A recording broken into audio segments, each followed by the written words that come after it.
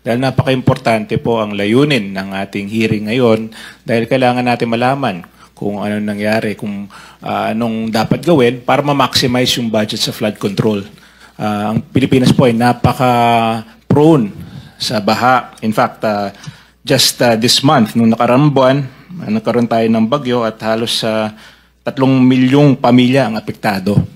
So, base po sa karanasan ko bilang Secretary ng Public Works, napaka-importante po ang master planning sa flood control. Kasi pwede mong ayusin isang section at bibilis yung daloy ng tubig, pero pagdating sa ibang section na walang flood control, maiipon yung tubig, mas lalala yung baha sa ibang areas. So, napaka-importante po na magkaroon tayo at suportahan natin ang mga master plan flood control projects. And there are master planned.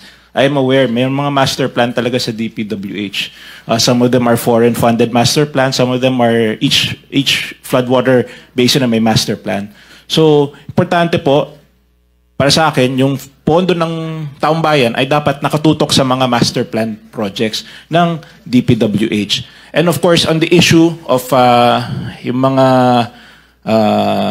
substandard, of course, we have to push for more accountability sa mga projects. Dapat dagdagan pa yung mga measures natin para hindi na maulit yung mga substandard projects na nung nagkaroon ng inspection si President Marcos na nakita siya mga substandard, ay yun ang kailangan natin solusyonan sa lalong madaling panahon dahil that's very unacceptable that we have substandard projects.